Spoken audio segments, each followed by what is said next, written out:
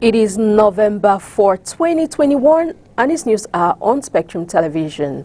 Making news tonight, it is November 4, 1982 to November 4, 2021 marks exactly 39 years that the former president of Cameroon, Amadou Ahidjo, resigned from power and was succeeded by President Paul Biya, then Prime Minister under the Constitution. We shall be taking you down memory lane in this newscast. Plus, the second session of the Regional Council of the Center Region has taken place today in Yaoundé, political capital of Cameroon, chaired by Gilbert Timi Evuna. The advisors during this session focused on development projects in the region. Our newsman in Yaoundé, Olivier Mbouzike, will be giving us an in-depth of that session. These stories in full and much more will be yours in a short while. Good evening, ladies and gentlemen. Thanks for joining in on the 8 p.m. Balingo Primetime Newscast on Spectrum Television. We'll kickstart right away in the French language with Makeda Lidi Newton. Bonsoir, Makeda. Bonsoir, Christelle Assec, mesdames, messieurs, bonsoir. 4 novembre 1982, le tout premier président du Cameroun, appelé République unie du Cameroun, démissionnait de ses fonctions. Amadou Ahidjo, puisqu'il s'agit de lui, en profite pour présenter celui à qui il passe les rênes, son successeur constitutionnel, Paul Biya. Autour de cette journée qui changera à jamais l'histoire du Cameroun dans son reportage de Léla Renganzu.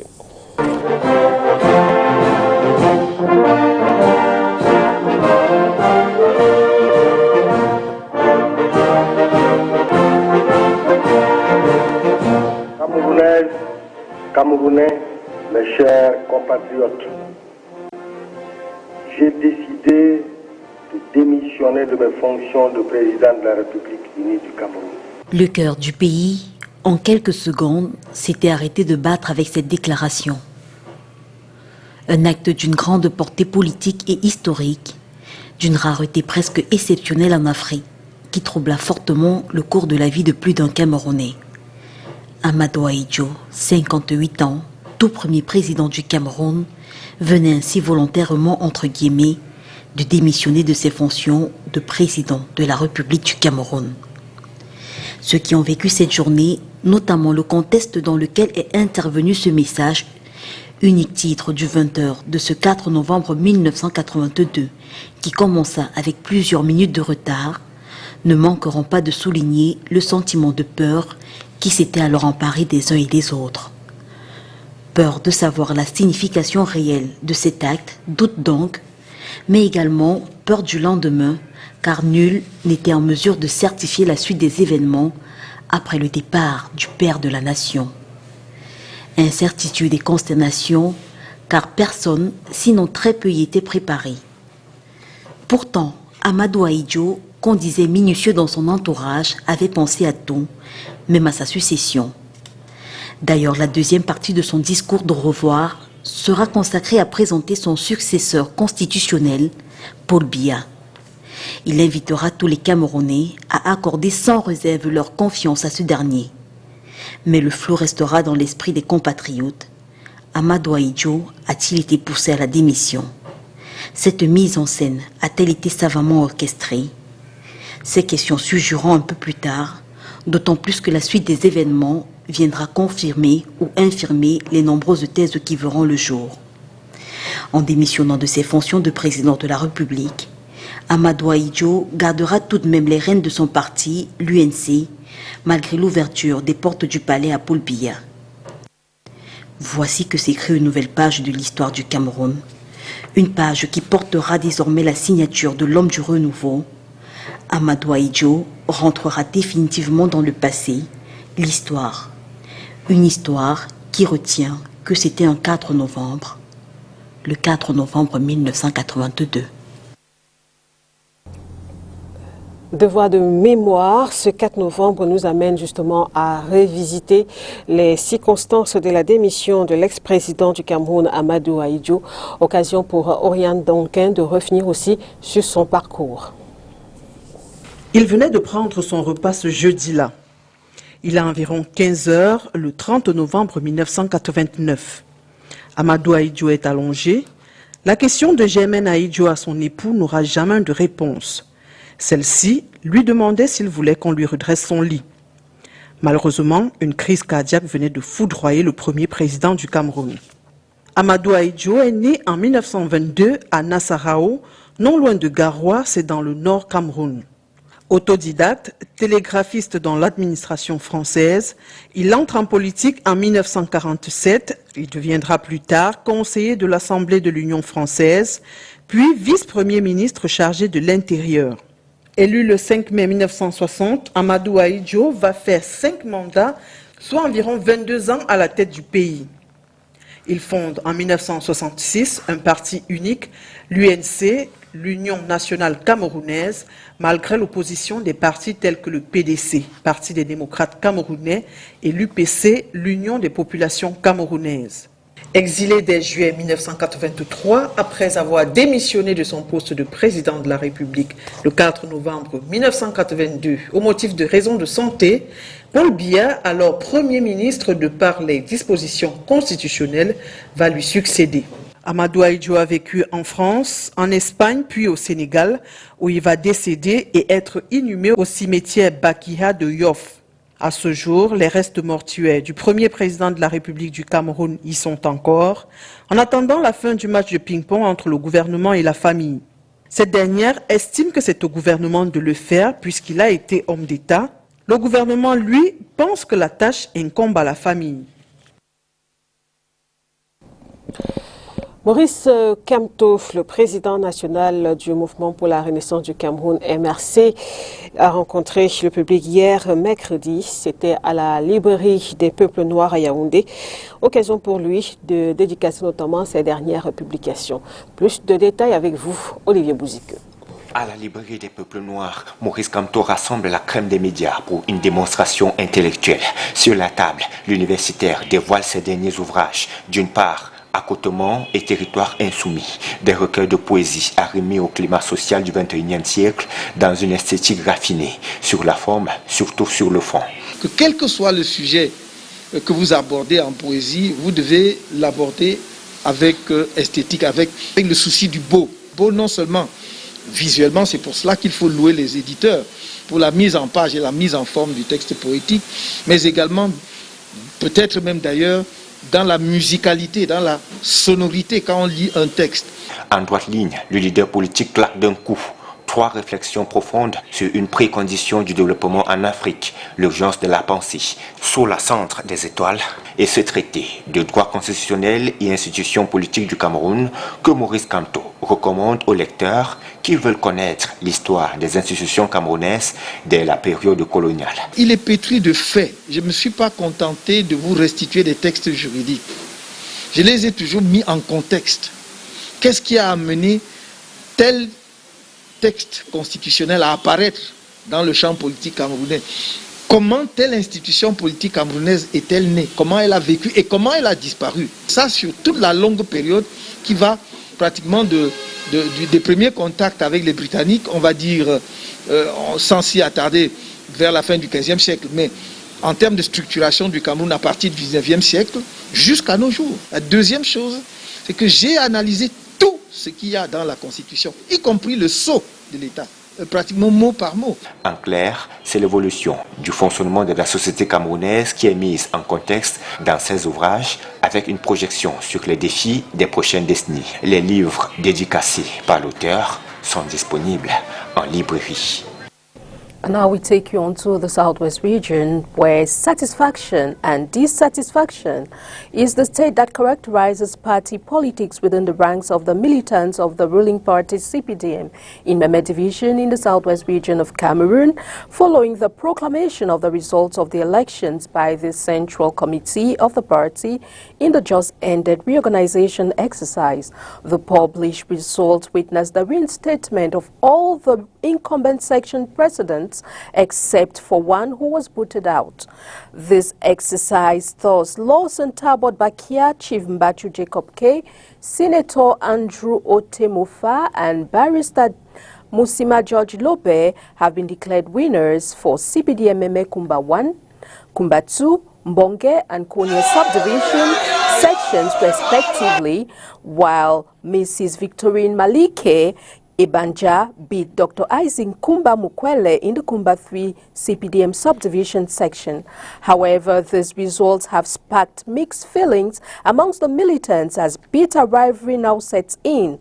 Let's get some of these reactions in the following excerpts. You know, this is my 10th mandate as a section president, and I'm really old in the business. So my action plan is just to make sure that we work together as a team in order to win future elections that are coming. My plan of action is, first, to bring together all those who were in opposing camps, to make them know that winning and losing is a part of life. If you lose, you take it in good stride. If you win, you rally the people behind you. My job is to bring everybody in, bring everybody in, bring everybody in. And after bringing everybody in, then we can sit down, concert, and start doing things that will make us develop. Thinking forward, 2025 is not far, so that we will be able to hold the winning position again. It is a loss doing that I'm in the position that I am today. The first woman in the Southwest to win the section president position. And I think I am capable. I know, I'm not only thinking, I know in all my knowing that I will be able to handle this position. I will pull my people towards me. I will bring them together. We can see how we can solve. We'll be looking how we can solve the problems that are plaguing us. Because I know what a man can do, a woman can do it even better. And now we take you over to the Center region, where the National Development Strategy document has been officially presented to the population of this region today. This presentation comes a day after a tour in the Yaoundé 1 and 2 universities. Let's get more of the stakes of the ceremony from the following excerpt of the director of the cooperative, Charles Asamba. And what we want them to be is to become the main actors of the development of Cameroon, because they have many domains of competence, and then they can efficiently contribute. In many countries, the reflection or the appraisal on the development of countries are made in the universities. They are the ones to think about the management of the social changes. They are the ones to think about development as well, and we expect them to be more involved. They thought that they must be more accompanied. Yeah, we are not against that, but they can be more involved, and then the state will do its own job. And the thing that when we have some partnership, because it has been also raised that we need to strengthen partnership between the university and the ministries or the government in order for us to share ideas, good ideas for development. I think we have acknowledged that, and we will be working on it when we will be achieving this particular task. That's what I can say. We continue this newscast with you, Makeda Lydie Newton, still in Yaoundé. Tout à fait, toujours à Yaoundé. On retrouve à nouveau Olivier Bouzique pour parler cette fois des travaux du Conseil régional du Centre. Plusieurs sujets étaient au menu des 10 travaux présidés par Gilbert Timi Evouna. 5 mois après la tenue de la toute première session ordinaire du Conseil régional du Centre, session au cours de laquelle le budget de l'institution avait été arrêté à 3 milliards de francs CFA, l'heure est au premier bilan de l'exécution. Le temps de cette deuxième session, Gilbert Timivouna fait le point aux conseillers. L'acquisition d'un terrain de 3 hectares à Pamela, à l'arrondissement 3e du département du Founi, dont le vice foncier est déjà à notre position. L'acquisition en cours des entités du génie civil et des véhicules de service, des agencements et des aménagements de l'immeuble qui habitent le Conseil régional du Centre, l'acquisition du matériel immobilier de bureau, la souscription en cours de l'assurance santé pour le compte des conseillers régionaux et du personnel administratif. Cependant, beaucoup reste à faire. Le Conseil veut aller étape par étape pour implémenter ces marques et contribuer au développement de la région. Pour ce faire, est en gestation le plan régional de développement du centre pour la période 2022-2025, lequel plan mettra la priorité sur l'assainissement urbain. Non, c'est la voirie, la voie de circulation. Elles sont très importantes. On n'a pas besoin d'avoir du goudron partout, mais on a besoin de circuler partout. Avec nos engins, nous allons commencer. Le sujet était en débat durant cette session qui s'est achevée par l'installation de Alain Minkanda, secrétaire général, et Joseph Yassingui, trésorier payeur général, tout récemment nommés à leurs postes respectifs. En santé, le CERAC réhabilite l'hôpital de district de Dibombari. La cérémonie de rétrocession a eu lieu hier mercredi 3 novembre. Une cérémonie présidée par Grace Diongouté, la coordinatrice générale du Cercle des Amis du Cameroun. Leila Renganzu.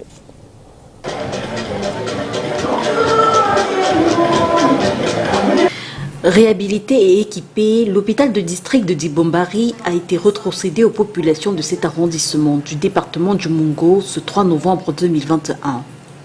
Représentant la présidente fondatrice du Cercle des Amis du Cameroun, Chantal Biya, Grace Diongouté, la coordonnatrice générale du mouvement, appellera le personnel soignant et les responsables de cet hôpital à travailler dans l'intérêt des populations de cette localité qui attendent de recevoir des soins de qualité. Mesdames et messieurs, vous avez maintenant entre vos mains un bel outil de travail. Les usagers et les patients attendent en retour un bon accueil et des soins de qualité. Vous devrez garder cet bel hôpital dans un état propre et de salubrité irréprochable. Vous avez la responsabilité de tous les matériels de pointe qui a été mise à votre disposition. Vous devrez utiliser ce matériel et les médicaments pour redonner la santé aux malades et non pour servir des intérêts égoïstes de certaines personnes. L'hôpital de district de Dibombari, c'est une bâtisse de plus de 65 ans. Un personnel qui avant cette rétrocession était démobilisé du fait du plateau technique obsolète et des habitants obligés d'aller se faire soigner ailleurs. Nous avons maintenant une unité de soins intensifs où si un malade a des problèmes, même on peut le choquer. Donc on a un défibrillateur. Nous avons un appareil DCG, nous avons des concentrateurs d'oxygène. Nous avons des moniteurs, donc nous pouvons suivre nos malades. Nous pouvons faire des interventions chirurgicales. Donc c'est des choses qui n'étaient pas possibles, sans compter même que l'hôpital lui-même était tellement vétuste. Quand vous partez de chez vous, vous voulez quand même dormir sur un bon matelas ou bien avoir un environnement plaisant. Vous voyez comment est-ce que tout a été refait. Et donc pour nous, c'est quelque chose de vraiment de très formidable. Pour une population d'environ 60 000 personnes, l'arrondissement de Dibombari est situé à 18 km de Douala et il fait partie des 13 arrondissements du département du Mungo. And still in health, the resurgence of cholera is raising a lot of questions on hygiene and sanitation in the economic capital. This has triggered our newsroom to go find out how fruit sellers take care of their goods consumed by many. Fruit sellers here in the economic capital, Douala, now respect some hygienic guidelines in order to keep their customers off cholera. Oui, quand j'achète les fruits, j'ai plus de l'eau, j'utilise les quelques gouttes de javel. When I buy fruits, I wash them with clean water, mixed with a drop of bleach. I make sure I wash my hands before serving. S'il y a choléra ou pas, voici ce que je fais d'habitude pour mes fruits. Je puise de l'eau avec un torchon et dans l'eau pour laver ces fruits. Je verse quelques gouttes d'eau de javel à l'intérieur. Je lave mes fruits très bien. Je verse la première eau. La deuxième eau maintenant, je rince mes fruits avant de l'exposer. Ensuring the environment in which these fruits are purchased is clean is of utmost importance. Déjà, pour rendre mes fruits propres, je me rassure tout d'abord de l'endroit où je les achète.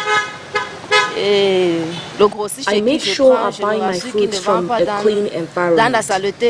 The wholesaler should not sell in a dirty area. After buying, I go back home and wash the fruits, knife and tray. The resurgence of the cholera epidemic in Cameroon is a wake-up call for all to adopt healthy and clean habits.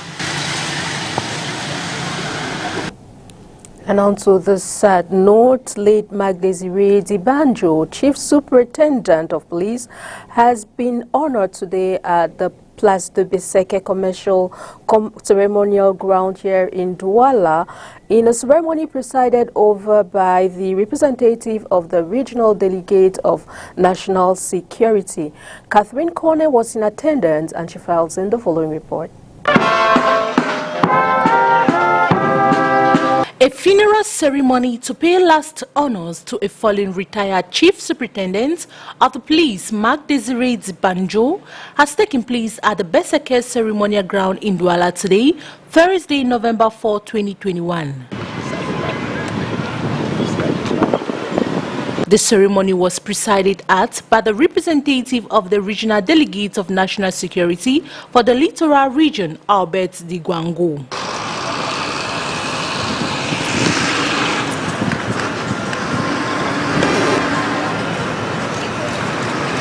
The last honors were accorded to the deceased Chief Superintendent for his loyalty and devotedness to the nation while in active service. Garde de mon mari, qu'il a bien fait son travail et sans faute avec tout ce que... He did all his work well without any problem. Wherever we went, people acknowledged him for his work. I cannot remember him committing error anywhere. He was well received, and I am happy that today I am accompanying him to church and everywhere. Et je suis content, comme aujourd'hui, c'est moi qui viens l'accompagner. Je dirais que mon père était un homme droit, honnête et sincère. Il n'a jamais failli à son devoir. My father was a sincere and honest person. He has never failed in his assignment. While working with the police, he served the country with much devotedness. I am happy for the honor given to him this day. Parce que il aurait été aux anges s'il avait vu ce qui s'est passé aujourd'hui. Voilà. The late retired Chief Superintendent was born on May 26, 1931 in Bonaberry. He died on September 8, 2021 following a prolonged illness. The deceased leaves behind his wife, children, grand and great-grandchildren to mourn him.